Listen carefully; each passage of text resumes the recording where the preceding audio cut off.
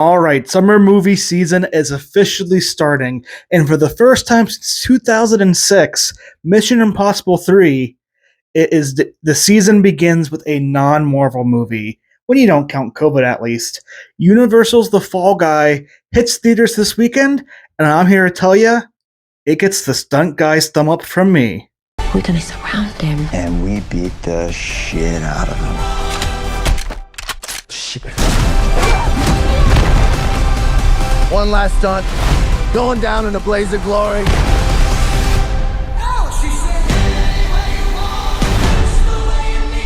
We need a big finale. How many takes do you have of that? I've got 5 takes. So big. Yes. At first, I wasn't sure with this movie how it was going to play out because I'd say the first act and first third of this movie, it's laying a lot of groundwork, especially with the Ryan Gosling character of Colt Seavers, a season action stuntman on movies, and his relationship with Jodie Moreno, played by Emily Blunt. And I feel like you have a little bit of congestion there. It's a little bit slow at times, a little bit like kind of trying to tell you what's going on.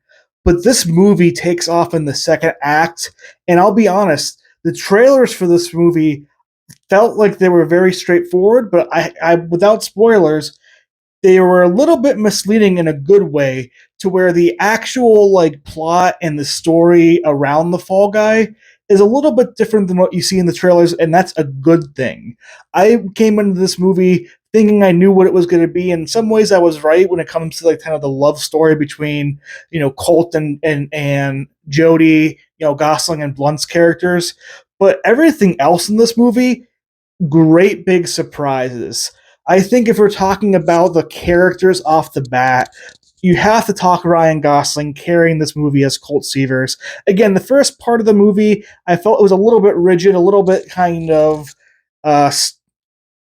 stoic or formulaic. But as time went on in the movie, and as Gosling was able to go more and more in this role, and the writing of this role got better and better and better, I ended up loving Colt as our protagonist. And so often I've been hearing people say wanting more original movies, non-sequel movies, no comic book movies. Well, this weekend we're going to be tested because we have a very good non-sequely, non-super IP based in terms of another movie per se. I believe this is based off an old TV show, The Fall Guy, in theaters.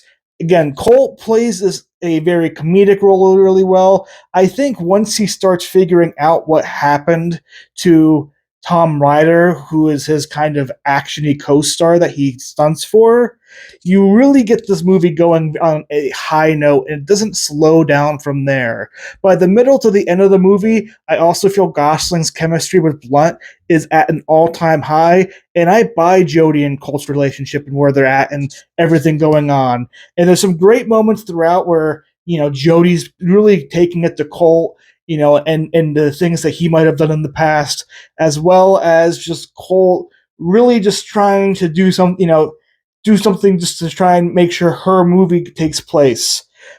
Gosling kills it in the role. Blunt, as Jodie Moreno, is definitely in the movie, and I think she does a very good job as the movie goes on more. In the beginning, she's kind of playing the upset ex-girlfriend that is mad that she got kind of left off on the side. But as the movie goes on and she's able to develop a little bit more character in there, a little bit more personality to her role as the director and the ex-girlfriend who still kind of cares about Colt, she really does elevate the performance. And by the end of the movie, again, the chemistry between Blunt and Gosling and their characters feel there. They feel very real, and you kind of are rooting for them to kind of end up together in their world. Probably the biggest surprise for me, though, because you don't really see him at all in any of the trailers, is Winston Duke as Dan Tucker. He's the stunt coordinator. He is Colt's best friend in the movie, and he plays a lot of the parts kind of telling Colt what's going on, trying to get into Colt's head and try to like calm him down and understand. He really takes over amazingly well as we get into the third act of this movie.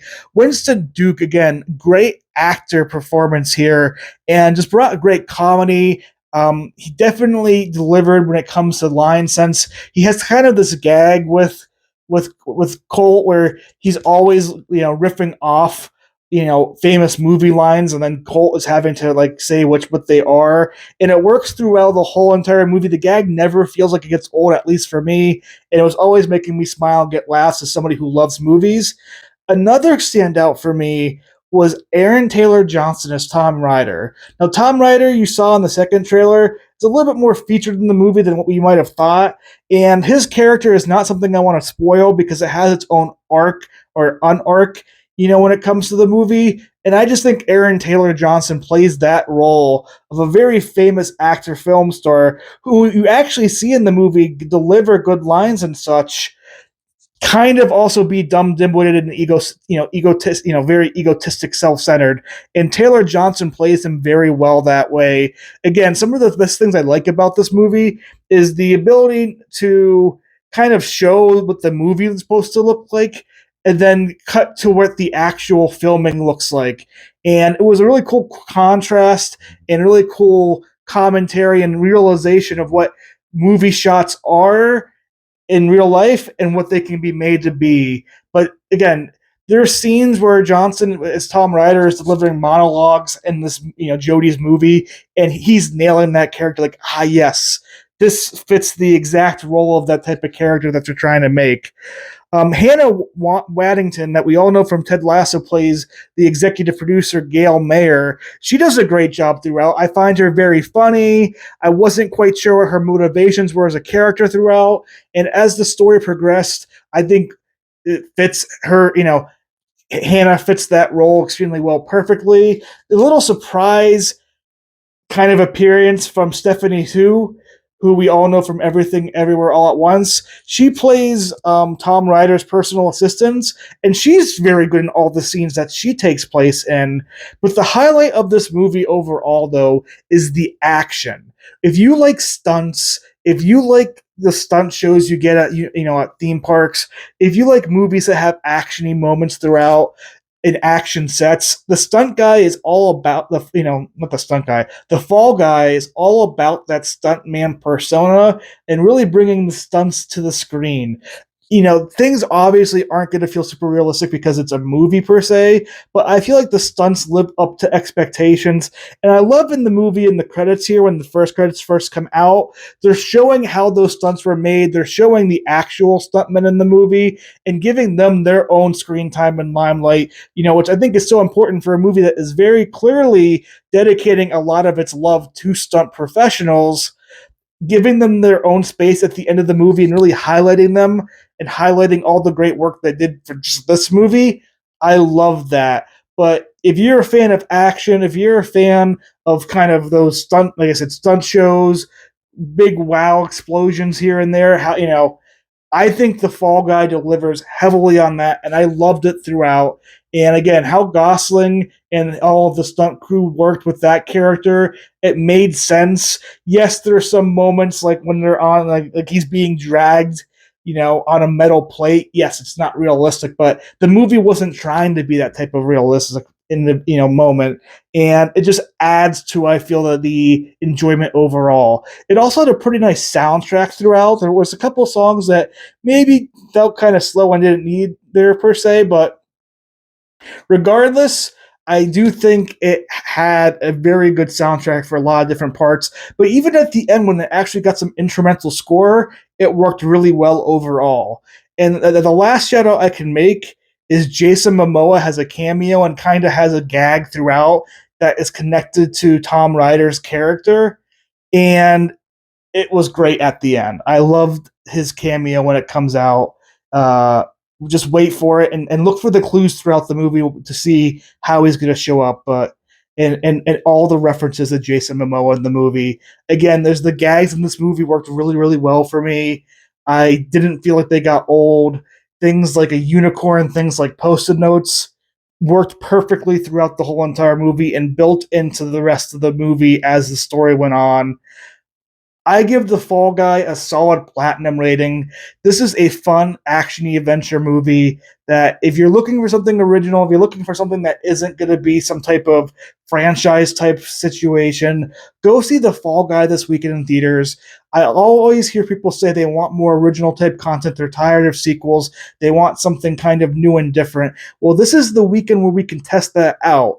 Let's make this movie an actual box office success because, one, it's a good movie, and two, it's not some sequel franchise safe play that we're going to see all throughout the summer with things like Inside Out 2, Kingdom of the Planet of the Apes, Furiosa Mad Max Saga, Deadpool and Wolverine, Despicable Me 4, A Quiet Place, The First Day. Like, there are so many sequely world type movies coming out this summer. This is one of the ones that stands out as original.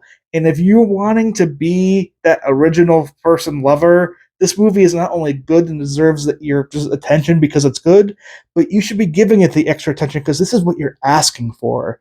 So yes, Fall Guy is a huge recommendation from me. Are you going to see it? Are you interested in this movie? Have you seen it yet?